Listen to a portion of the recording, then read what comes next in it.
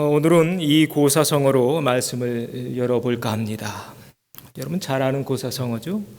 수신제가 지국 평천하, 몸을 닦고 집안을 가지런히 하고 나라를 다스리고 천하를 도모한다. 그런 내용입니다. 사소오경 중에 하나인 대학에 나오는 글귀죠. 또 이런 글귀도 있습니다. 가화만사성, 이 얘기는 많이 들어보셨죠? 집안이 화목해야 모든 일이 잘 된다라는 그런 고사성어입니다. 명심보감에 나오는 글귀입니다. 가정의 중요함, 여러분 잘 아실 것입니다. 그러나 화목한 가정, 말처럼 쉽지 않음을 여러분 또한 잘 아실 것입니다. 쉽지 않다는 것, 결혼한 뒤에 곧바로 실감하게 되니까요. 세상 만사가 그런 것 같습니다. 말처럼 쉬면 얼마나 좋겠습니까? 자녀 교육도 마찬가지죠. 여러분 자녀 교육 말처럼 쉽던가요? 네. 키워보시면 압니다. 교회 부흥도 마찬가지인 것 같습니다. 부흥이라는 단어 여러분 쉽던가요? 그 단어가 쉬웠다면 우리 교회는 벌써 시카고에서 몇백 명 모이는 교회가 되었을 것입니다. 매년마다 우리가 올 한 해는 한 명씩 전도하자라고 결단하면서 시작하는데 이 한 생명 구원하는 게 얼마나 어려운지 여러분 우리는 이미 잘 알고 있습니다. 그래서 오늘 말씀 준비했습니다. 가화만사성. 잘 알고 있는 얘기입니다. 자주 들어왔습니다. 어떻게 이것을 가능하게 할 것인가? 저는 오늘 본문의 말씀을 묵상하면서 세 가지를 찾았는데요. 함께 나누길 원합니다. 첫 번째 보겠습니다. 분쟁을 그쳐라. 오늘 본문은 바알세불 논쟁이죠. 예수님이 귀신 들린 자들을 치유하니까 그 장면을 보고 바리새인들이 속으로 이렇게 속삭입니다. 저거 귀신의 왕 바알세불의 힘을 빌어서 하는 거야. 그때 저들에게 예수님 이런 말씀을 하십니다. 스스로 분쟁하는 나라마다 황폐하여질 것이요 스스로 분쟁하는 동네나 집마다 서지 못하리라. 무슨 얘기인가요? 한마디로 싸우면 안 된다는 겁니다. 나라나 동네나 집안이나 싸우지 말라는 얘기죠. 제가 우리 교회 부임에서 제일 많이 했던 설교가 바로 이런 내용이었습니다. 교회는 에덴 동산이어야 합니다. 제가 첫 부임할 때 했던 설교죠. 이민교회 싸우지만 않아도 부흥합니다. 왜요? 김치 먹고 싶어서 이민자들 교회 오잖아요. 외로우니까 오지 말라고 해도 교회 찾잖아요. 사랑하는 형제자매 여러분, 오늘 이 말씀 염두에 두십시오. 스스로 분쟁하는 동네나 집마다 서지 못하리라. 오늘 말씀을 준비하면서 이 소크라테스 이야기가 오늘 말씀과 좀 맞을 것 같아서 다시 좀 읽어봤는데요. 한 이야기만 잠깐 소개할까 합니다. 소크라테스의 아내는 코산티페입니다. 하루는 소크라테스 아내가 계속 또 화를 내면서 또 비난하면서 욕을 해대기 시작했습니다. 아마 소크라테스가 그랬대요. 광장에 나가서 젊은이들이랑 허구한 날 이런 토론 저런 토론 말도 안 되는 이런 얘기 저런 얘기 하니까 와이프가 속이 탄 겁니다. 그래서 그날도 산소리를 막 퍼부었답니다. 그런데 소크라테스가 아무런 반응도 하지 않자 물을 한 바가지 퍼 부어 버렸답니다. 그때 소크라테스가 이런 말을 남깁니다. 번개를 치고 나면 울에 비가 내리는 법이라오. 네, 아주 유명한 소크라테스 일화죠. 소크라테스도 쉽지 않았을 것 같고 그의 아내 쿠산티페도 쉽지 않았을 것 같습니다. 그렇다고 해서 소크라테스가 결혼을 반대한 건 아니랍니다. 그가 이런 말을 또 남겼습니다. 젊은이여 꼭 결혼하시오. 좋은 아내를 만나면 행복해질 것이고 나쁜 아내를 만나면 나처럼 철학자가 될 수 있을 테니까. 이런 얘기를 남겼대요. 결혼하라는 말인지 하지 말라는 말인지 잘 모르겠는데. 네. 그래서 옆에서 소크라테스를 봐왔던 친구들이 너무 측은히, 너무 불쌍히 여겨서 너무 안타까우니까 그에게 이젠 헤어지라고 말합니다. 그러자 소크라테스가 또 이렇게 답했답니다. 이 사람과 잘 지낼 수만 있다면 나는 다른 누구와도 잘 지낼 수 있다오. 네. 아마 소크라테스는 가정에서 돌을 닦고 있었던 것 같습니다.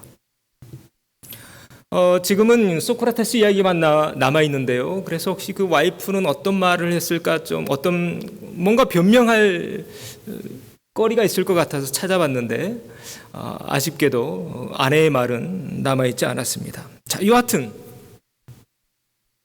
행복한 가정, 화목한 가정을 이루기 위한 첫 번째 조건이 뭘까? 싸우지 않아야 한다. 여러분 낚시터에 가보신 적 있나요? 여러분 낚시하면 동양의 강태공이 떠오르죠. 여러분 낚시터에서 우리가 배우는 게 있습니다. 뭘 배우냐면 예수님이 우리를 가르쳐서 사람을 낚는 어부라고 했잖아요. 낚시터에서 가장 중요한 게 뭐냐면 시끄러우면, 떠들면 물고기는 다 도망가버리더라는 것입니다. 이것이 교회 성장학의 제1원리입니다. 참 평화롭죠? 바라기는 우리 교회에 속한 모든 가정들마다 이렇게 평화 가득한 5월 되어지기를 소망합니다. 자, 이제 조금 더 깊이 들어가 보겠습니다. 더 구체적으로요. 어떻게 그러면 화목한 가정 이룰 것인가? 두 번째입니다. 말을 조심하자. 모든 싸움은 사실 말에서부터 시작됩니다. 그래서 성경 곳곳에는 이 말에 관한 말씀이 굉장히 많은데요. 야고보서 3장에 이런 말씀이 나옵니다. 혀는 곧 불이다. 그래서 삶의 수레바퀴를 다 태워버릴 수도 있다. 그만큼 이 혀가 인생에서 중요하다는 얘기죠. 그래서 우리 조상들도 이런 고사성어를 많이 남겼습니다. 아 다르고 어 다르다. 발 없는 말이 천리 간다. 말 한마디로 천냥빛 갚는다. 가는 말이 고와야 오는 말이 곱다. 오늘 분쟁도 말 때문에 시작됩니다. 예수님이 귀신을 쫓아내는 것, 이거 바알세불의 힘이야 라고 말하면서 예수님을 비꼬았죠. 말도 안 되는 그런 말로 예수님을 흠집내고 있었습니다. 그래서 예수님 오늘 바알세불 논쟁에서 맨 마지막에 이런 말씀을 남깁니다. 내가 너에게 이르노니 사람이 무슨 무익한 말을 하든지 심판날에 이에 대하여 신문을 받으리니 내 말로 신문을 받으리니 내 말로 심판도 받고 말로 의롭다함도 받게 될 것이다. 여러분 왜 예수님 오늘 바알세불 논쟁에서 맨 마지막에 말의 이 중요함에 대해서 말씀하고 있을까요? 우리 인생에서 가장 중요한 열쇠 가운데 하나가 바로 이 말에 있으니까요. 가정의 달 5월입니다. 화목한 가정 되어야겠죠. 오늘 말씀의 주제도 화목한 가정입니다. 어떻게 가능할까요? 의외로 간단합니다. 말이 바뀌면 됩니다. 그래서 이런 책이 있더군요. 말이 바뀌면 삶이 바뀐다. 부모의 말이 바뀌면 아이의 인생도 바뀐다. 가정의 달 5월을 맞아 더욱 예수님의 입술 닮아가는 우리가 되기를 소망합니다. 여러분 쭉 복음서 예수님의 삶을 보십시오. 예수님이 누구를 탓하시던가요? 예수님이 누구에게 책임을 전가하시던가요? 예수님이 누구를 정죄하시던가요?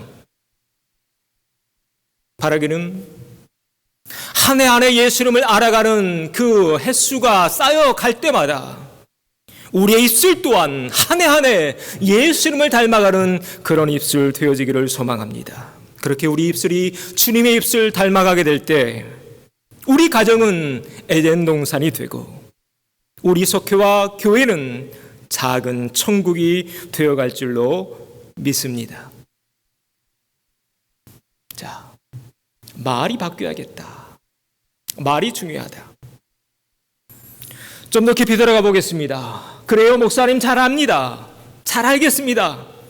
말이 바뀌면 인생도 바뀌고요. 말이 바뀌면 아이의 인생도 바뀔 수 있다는 거 잘 알겠습니다. 그런데 잘 안 돼요. 이렇게 하소연한 분 계실 것 같아서 어떻게 해야 우리 말이 바뀔 수 있을까? 세 번째로 넘어가 보겠는데요. 오늘 말씀의 핵심입니다. 강한 자를 결박하라. 오늘 본문에서 예수님은 화목한 가정을 이루는 가장 확실한 답을 우리에게 주고 계십니다. 마태복음 12장 29절, 사람이 먼저 강한 자를 결박하지 않고서야 어떻게 그 강한 자의 집에 들어가 그 세간을 강탈하겠느냐? 결박한 후에야. 결박한 후에야.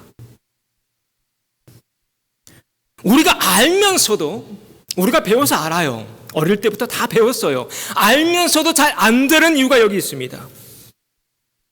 우리가 좋은 말을 해야 되고 용기 주는 말을 해야 되고 아플 때 같이 공감해 줘야 되는 그런 말을 해야 된다는 거 잘 알고 있습니다. 그래야 아내도 용기를 얻고 남편과의 관계도 좋아지고 자녀들의 얼굴도 밝아진다는 거 너무너무 잘 알고 있습니다. 그런데 잘 안 됩니다. 왜일까? 바로 이것 때문입니다. 아직 내 속에 있는 강한 자를 결박하지 못했기 때문입니다. 아직도 내 속에 선 강한 자가 날뛰고 있기 때문이죠. 어떻게 해야 할까? 결박해야겠죠. 그런데 또 이게 쉽지 않아요. 참 세상엔 쉬운 게 하나도 없는 것 같습니다. 그래서 야고보 사도도 쉽지 않음을 이렇게 표현해 놨더군요. 여러 종류의 짐승과 새와 벌레와 바다의 생물은 다 사람이 길들일 수 있고 길들여 왔거니와 혀는 능히 길들일 사람이 없나니. 쉽지 않다는 거예요. 여러분도 느끼시죠? 쉽지 않다는 거. 어떻게 해야 될까요? 쉽지 않으니까 그냥 그렇게 살다가 끝내야 될까요? 우리 인생, 우리 인류는 그렇게 살다 갈 수밖에 없는 그런 존재일까요? 저는 그렇지 않다고 봅니다. 아닙니다. 그렇지 않습니다. 예수님은 우리에게 길을 보여주시려고 이 땅에 오십니다. 그리고 정말로 우리에게 길을 보여주셨습니다. 오늘 본문 12장 34절과 35절. 예수님이 바리새인들에게 이렇게 말씀하십니다. 독사의 자식들아, 너희는 악하니 어떻게 선한 말을 할 수 있느냐? 이는 마음에 가득한 것을 입으로 말함이라. 마음에 가득한 것 입으로 나오죠. 선한 사람은 그 쌓은 선에서 선한 것을 내고 악한 사람은 그 쌓은 악에서 악한 것을 내느니라. 여기에 길이 있습니다. 그 길이 무엇인가요? 우리 속을 선한 것으로 쌓아가야 한다는 것입니다. 계속해서 쌓아가다 보면 서서히 내 안에 있는 더럽고 악한 것들이 밖으로 밀려나간다는 그런 말씀입니다. 제가 가끔 이 물컵 예를 들죠. 여기에 먹물이 있다고 한번 상상해 보십시오. 이 먹물 어떻게 다 변화시켜서 생수로 가득한 물로 만들 수 있을까요? 물론 이렇게 쏟아버릴 수도 있습니다. 그러나 또 다른 방법이 있습니다. 뭔가요? 계속해서 생수를 이 안으로, 물컵 안으로 쏟아 붓는 것입니다. 비우는 것도 중요하지만 채우는 것도 중요하다는 것입니다. 이에 마태복음 12장에서 예수님이 이런 말씀하십니다. 귀신 쫓아내시는 그런 장면에서 나오는 말씀이죠. 그 귀신이 이렇게 스스로 말합니다. 이에 이르되 내가 나온 집으로 돌아가리라 하고 와보니 그 집이 비고 청소되고 수리되었거늘 이에 가서 저보다 더 악한 귀신 7을 데리고 이제 들어가게 되죠. 오늘날 많은 사람들이 알면서도 강한 자에게 끌려다니고 있는 이유가 바로 여기 있습니다. 비워졌는데 채워지지는 않았기 때문입니다. 그래서 계속해서 끌려다닙니다.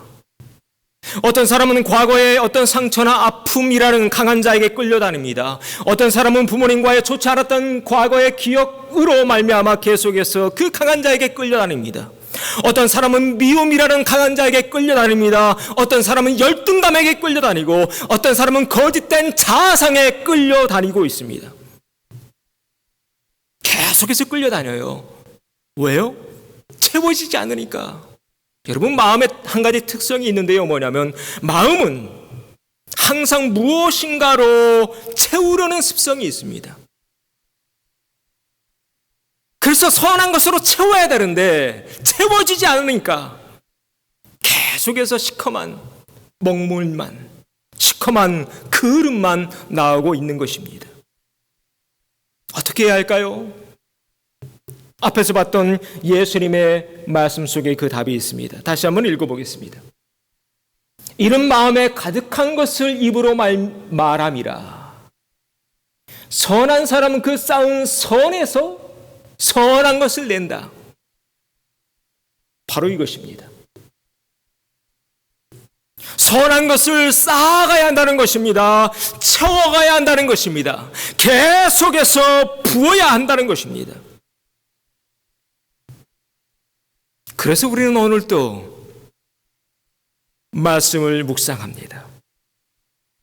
그래서 우리는 오늘도 기도로 우리의 내면을 채워갑니다. 그래서 우리는 오늘도 좋은 책과 글과 시와 고도를 통해서 내 마음을 들여다봅니다. 큐티와 영적 독서, 렉티오 디비나를 통해서 내면을 성찰해 갑니다.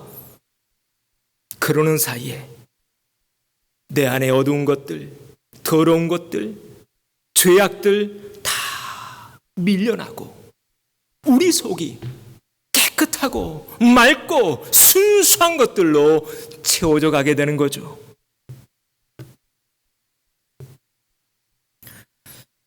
우리 교회 출석하시는 이영재 목사님과 그런 대화를 나눈 적이 있어서 오늘 말씀을 준비하는데 또 떠올라서 잠깐 나눌까 합니다.